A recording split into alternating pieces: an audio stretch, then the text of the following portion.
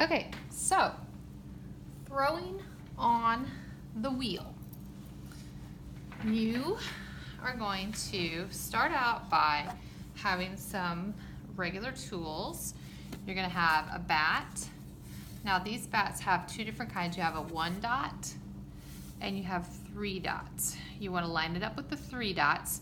You have the blue and you have one that's brown. You can use either one of those, but you want to make sure you get the line up with the 3 dots and they go on here. So you'll get them and you'll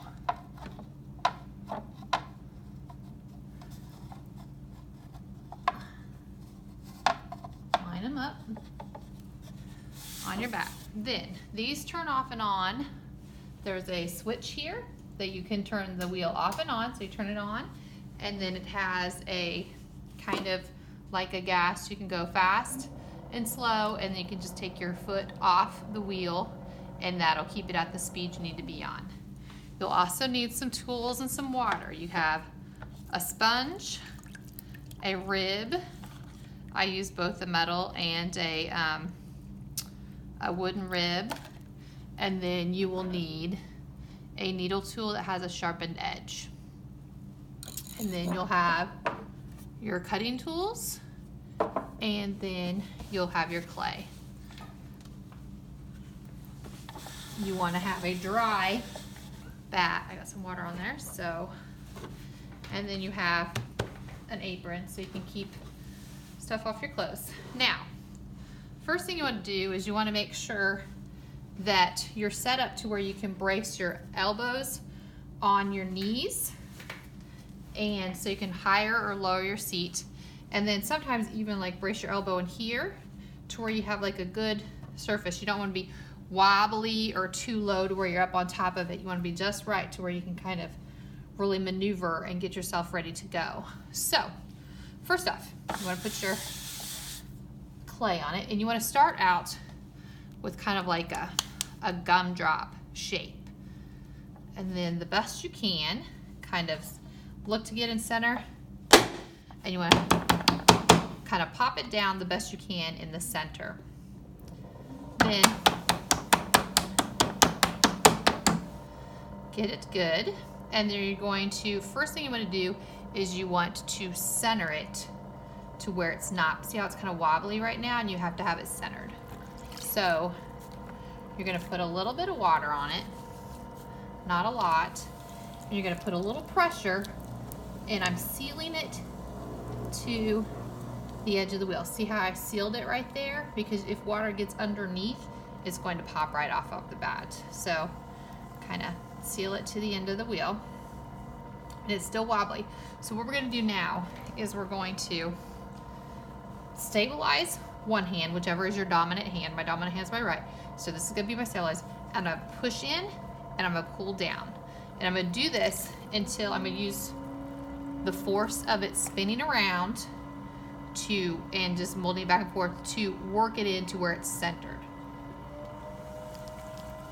So I'm going to kind of push up a little bit, and then you can either, there's a couple different ways to do this. You can kind of just push down. Now, when you're pushing down, you don't want to push flat and get this like pancake on the top. You kind of want to push it down. And sometimes I learned like this and kind of push it down. Some people find it easier just to go like this and push it down, but you want to keep it round on the top. Now, it actually is centered. See how it's not wobbly at all anymore? Maybe a little wobbly here, but right here in the center, it isn't wobbly at all. Now, if this bothers you, sometimes it bothers me, you can go ahead and just trim that off a little bit. And any of this excess, you just want to put in a spot because you'll have to clean that out, and we reuse everything. So now, it will take you a while to center. So you may have to go up again, and you don't want to pull it all the way up and get it to where it's wobbly. You just want to slowly pull it up and push it down. And you want to just do this again and again until you get it centered. Now, you notice I'm not pulling my hands off fast. Everything has to be slow because any fast movement is going to knock it off center. The clay is very movable at this point, which is how you use it, but any quick movement can knock it off center. Any fast movement as we go, anything that you do, you never want to mess with it when it's not spinning. So basically I usually say, get it going to the speed you want, take your foot off the gas and not mess with it. So it is centered. I'm not going to continue to go up again, but sometimes when you're first learning, you may spend a whole 2 or 3 periods just practicing getting it centered, and you may not even get something for a while. So be prepared that centering is really hard. It takes a long time to learn at the beginning. But once you have it centered, it's time to do the next step. And you want to have basically whatever the width that you have it now is going to be the width of your piece that you're making. So like if you were going to do a plate or a big bowl or something, you would have to bring this down to that width to begin with, because if you try to pull it out and over, it's soft enough that it will flop down. So this would have to be something that would be about this size. So again, I usually kind of just use the slip on my hands, but at any time if it feels like it's starting to stick to your hand, you need to put just a little bit more water on it. Doesn't need a lot, just a little, kind of to make it a little bit easier to work with. What you're going to do now is with your non-dominant hand, it's going to cradle. You're always working together. So that now I'm going to kind of tuck this in here, cradle this here. I'm going to tuck my finger. So I'm like cradling here, tucking this in here, and I'm going to go down like this. So I'm going at an angle. So the clay is going to be here. I'm going to go down at an angle to where I'm creating like a volcano shape in the middle of my clay. A volcano shape like this in the middle of your clay. So keep your hands together so you're working together, and I'm just going in the middle. And once I start, it'll start sticking to my hand, so I like to usually put a little bit of water in there. And again, you can knock it off center really easy doing it this way. So just go slow. And if it starts to get a big rim up here, sometimes I smooth that out. Because anything that starts to get thin or awkward, you'll have to fix later, or you can kind of fix as you go. But you're going to want to do this volcano until you're about a ½ an inch from the base, because this will be where you start your bottom. So that area right there is how thick your bottom's going to be. And I like to kind of get rid of that real thin edge. So here's your beginning. There's how thick your bottom's going to be. So if you need to stop and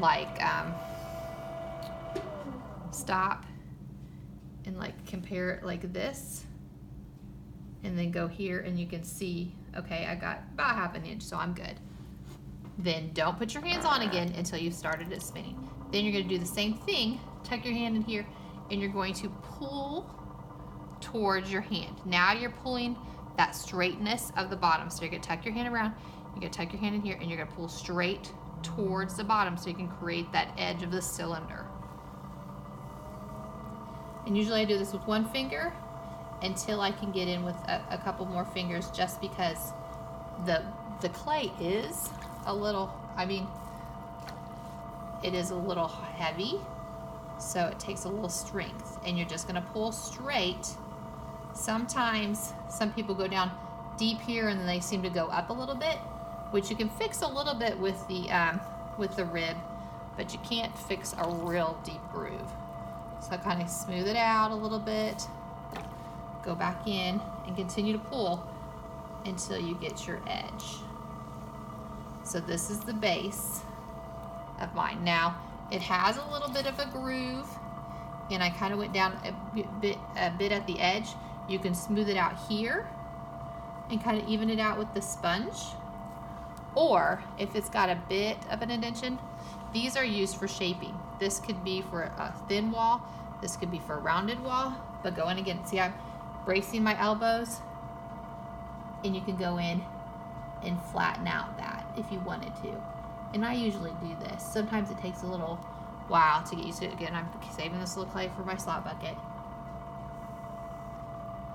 But then you have a nice, smooth bottom of whatever you're making. Okay, now I have my base. I pulled my bottom. You've got this chunk of clay here. So it's about this thick on the edge, and it needs to be the same thickness throughout so it dries evenly. So what I'm gonna do is I'm gonna pull up. Now there's a couple different ways to do it.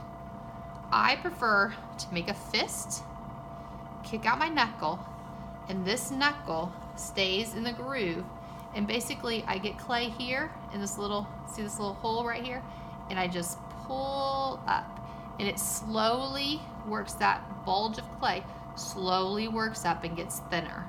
Now some people, if they have larger hands, they choose to use this part of their hand here and do the same thing. So they're using this part of their hand and pulling up, and that clay is there. So they're just pulling up like this.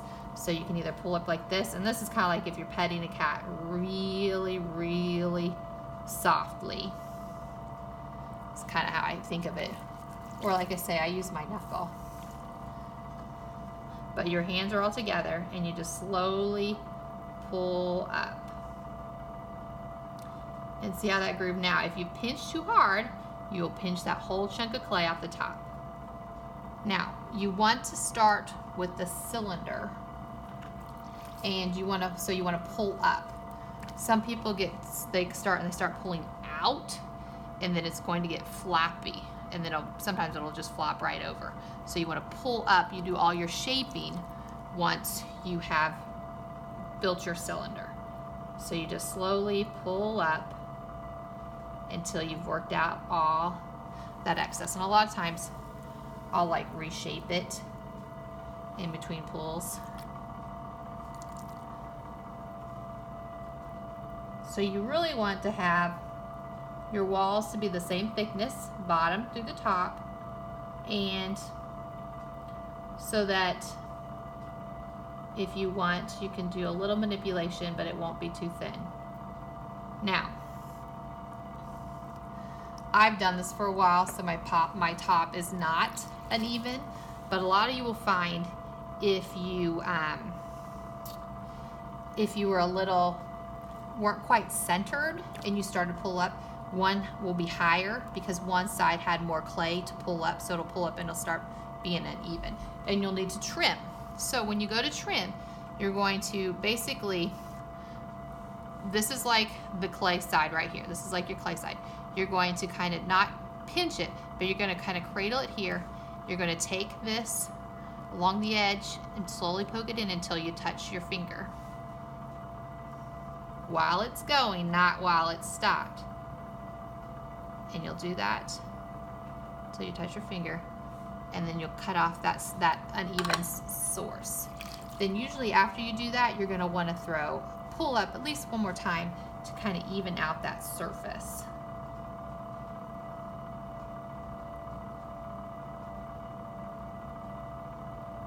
Now, this is probably a little, this is this will be a heavier pot. I would probably, with this being as thick as it is, I maybe would carve some into it, which is fine. I like to carve into it. But this would be okay. Now, some of you may, if you can't pull this up, you may have this like arch a little bit and have a little extra on the bottom. You can do a couple different things because you want your inside to match your outside. If your inside goes round, then your outside needs to go round. If your inside goes straight, then your outside goes straight. Mine rounds a little bit, so you can do it one of two ways. You can use this and use this side to kind of shape it. So if this, you could go in a little bit and just kind of scrape that excess off. If it's a little bit, you can't do that a lot because it'll knock it off center. Or you can take this sharpened part, find where it starts to get thick, and you're just gonna go straight down. Or in, if it's something where your shape is needing to go in a little bit. I'm gonna go in a little bit because I've rounded a little bit on the inside. And you just stay in that groove the whole time until you get to the bottom, and it kind of peels it down, just like peeling an orange.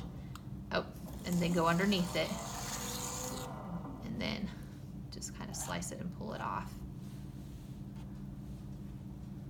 Again, every time you trim, you're going to want to kind of go over it, smooth it out. If you needed to pull it up a little, if you had like a bit of a groove from where that trim was uneven, you can even pull it up one more time to get that groove out of there.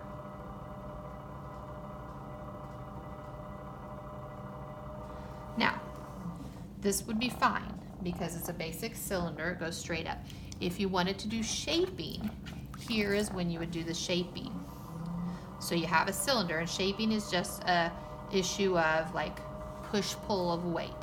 If you want it to go out, you're going to put pressure on the inside and you're going to push outward and you stretch the clay. See how that's stretching it wide? If you want to do the opposite, if you want to go in, you put pressure, it's sticking to my hands. You put pressure on the outside and round it in. Now, on the top, if it's anything where you're going to be eating out of it or drinking, you don't want to have a sharp surface, so you kind of want to round those edges a little bit. If you like that shape, smooth it out again. Now this has like a groove from the sponge. If you didn't want that groove, that's where this would come into play because this is nice and smooth. You can actually take this and it basically, and you do this at the very end, but it takes off all that slip and gives it a nice smooth surface if you don't like the sponge surface. And then you can smooth this out just a little bit again. So that's just another option. Then, when you're done, you have it how you like it. You want to do some minor cleanup. You want to clean off the bat the best you can so you don't have to do cleaning later. You're going to sign your name or your initials and some slop. Mine, you can't see very well, so. And you're going to go under it with your cutting tool that you made.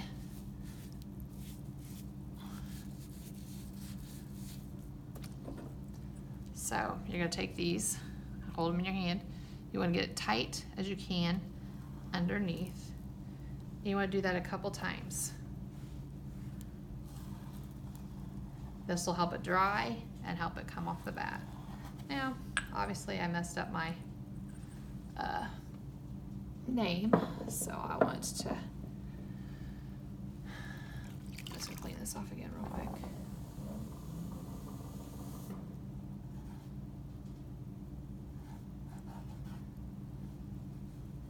Okay, then you would just basically take these off and you would put it in the black cabinet over there, and that would be how you would store it.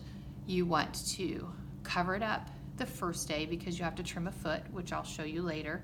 So you want to cover it up and let it dry just to where it's trimmable. So if you know you're not going to be in until tomorrow, definitely cover it with a bucket and then check it the next day. And if you're not sure, you can ask me what you need to do. Then we need to do some basic cleaning. Now, mine is really, really clean. When you first start throwing, it will probably not be this clean. I don't use a lot of water.